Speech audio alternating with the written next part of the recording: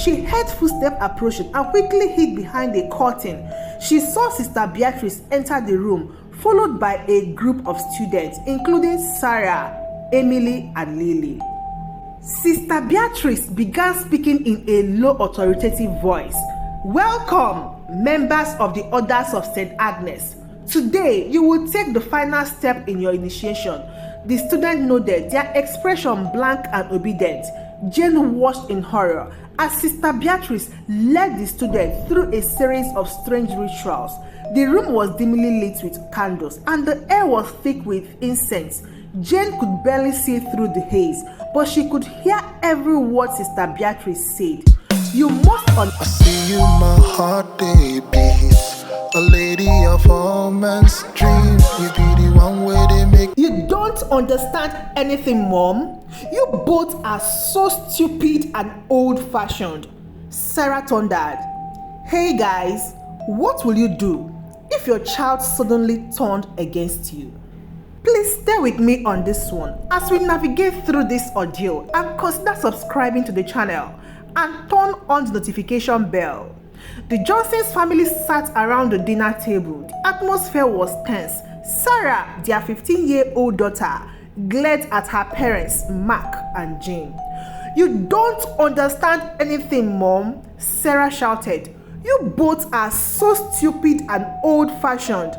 Mark and Jane exchanged shocked looks.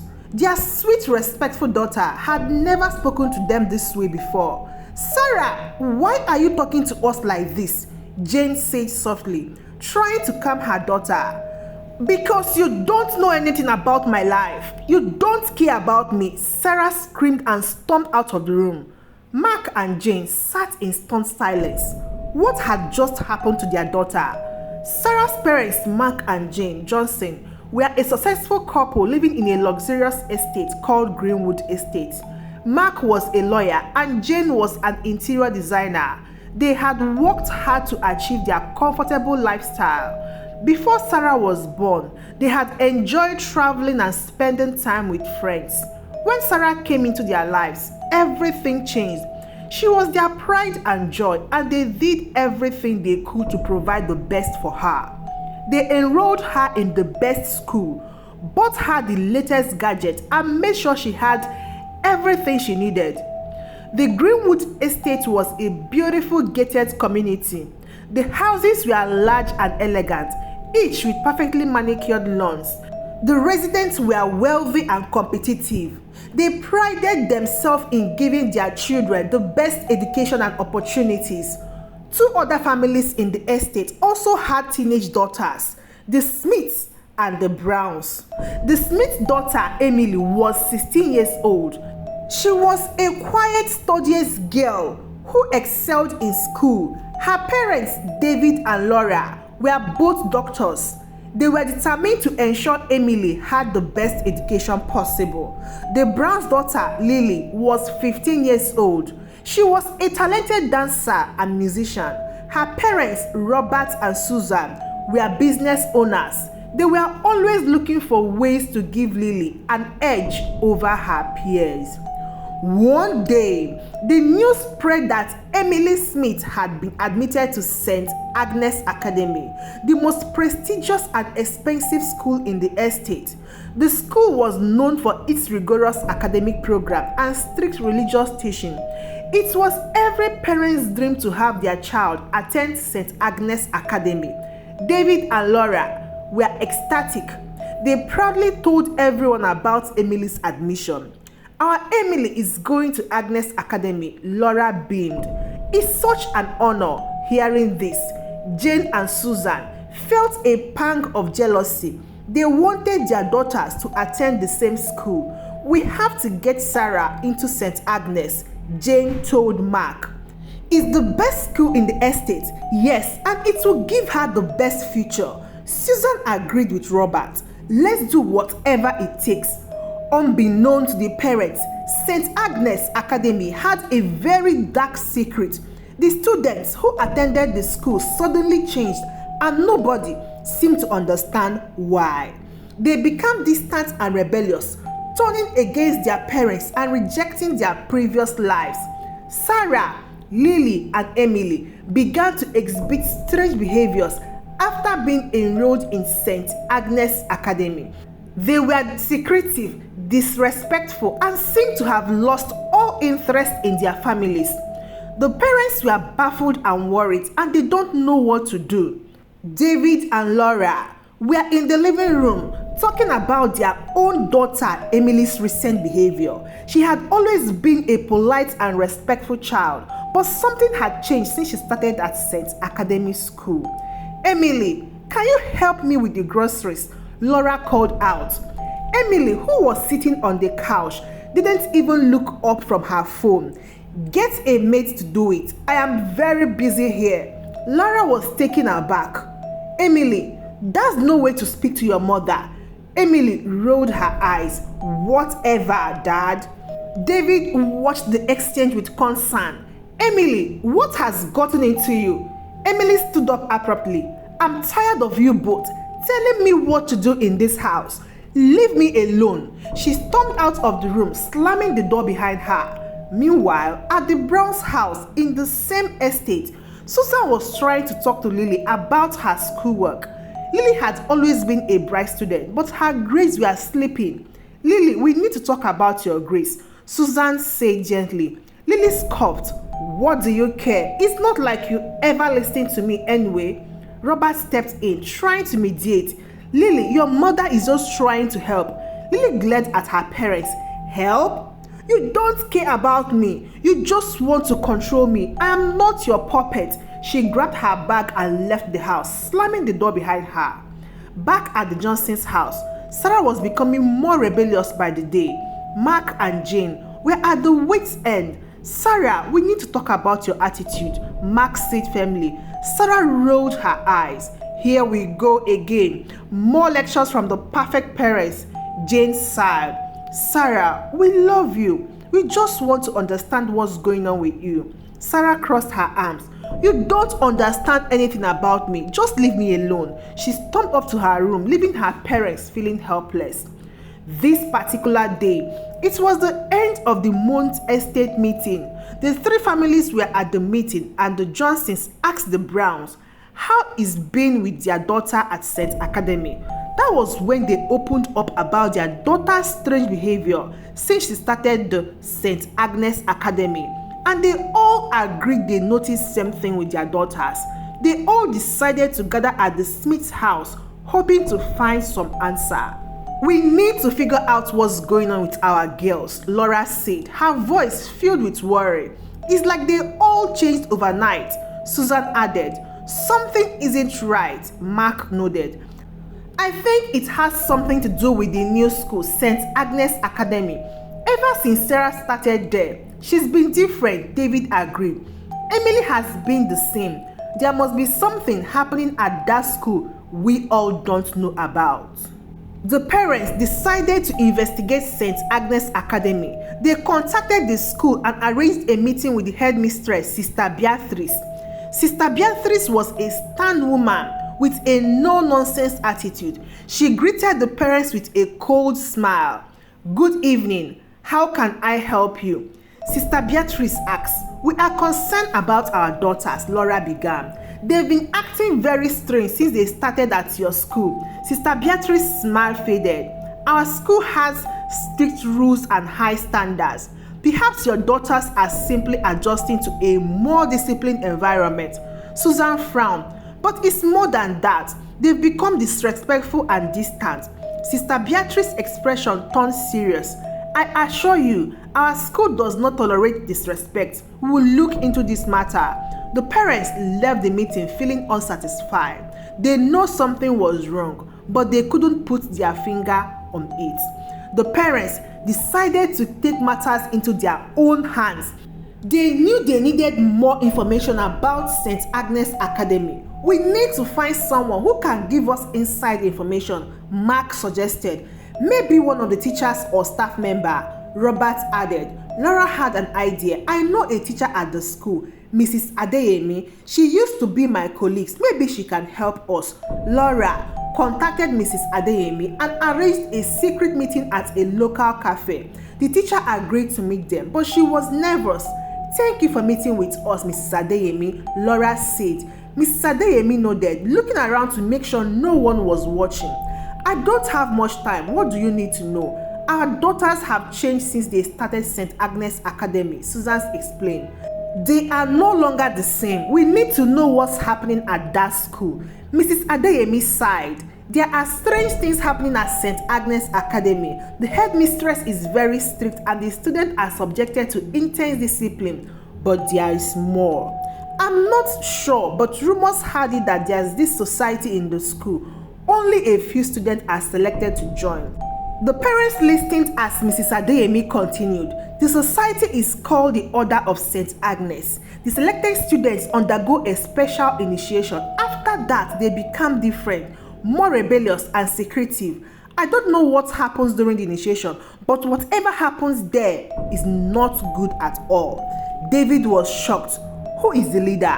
Why didn't you tell anyone? Mrs. Adeyemi looked fearful. Tell anyone?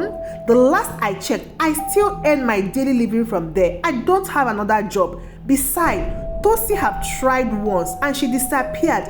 Anyone who tries to expose them disappears. I have a family to think about. The parents were more terrified. They decided to gather evidence about the Order of St. Agnes. They needed proof to expose the school's dark secret. We need to get into the school and find out what's really going on, Mark said. But how? The security is tight, Laura pointed out. Robert had an idea. We can use the school upcoming open day. Parents are allowed to visit the school. We can look around and see what we find. The parents attended the open day at St. Agnes Academy. They pretended to be interested in the school facilities while secretly searching for cues. Jane noticed a locked door at the end of hallway. That must be where they keep the secret. She whispered to Mark. Mark nodded. I will create a distraction. You see if you can find a way to open it. Mark approached a nearby display case and knocked it over, causing a loud crash. As people rushed to see what had happened, Jane slipped down the hallway and tried the door. It was locked, but she noticed a small keyhole.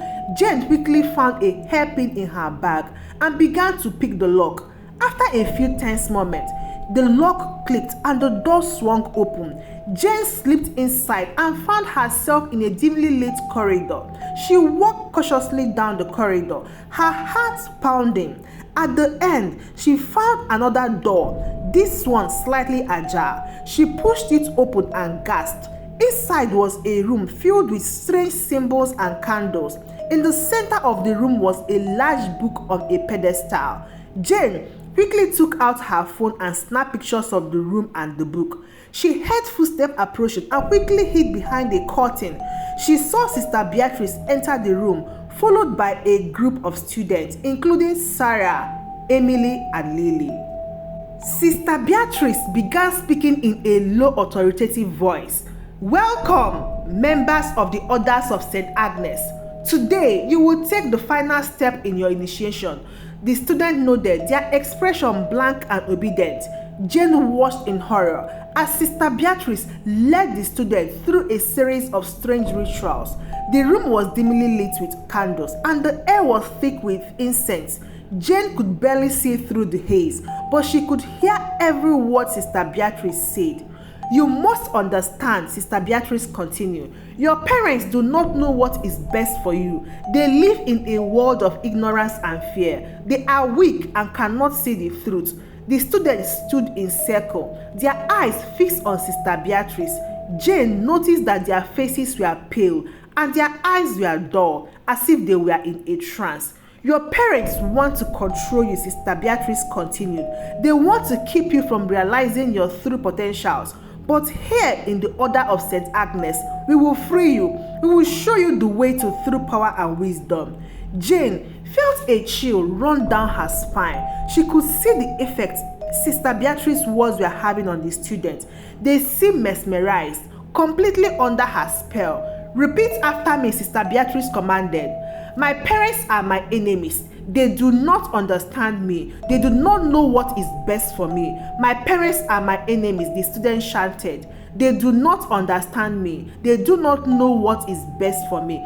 Jane could hardly believe what she was hearing. Sister Beatrice was brainwashing them, turning them against their families.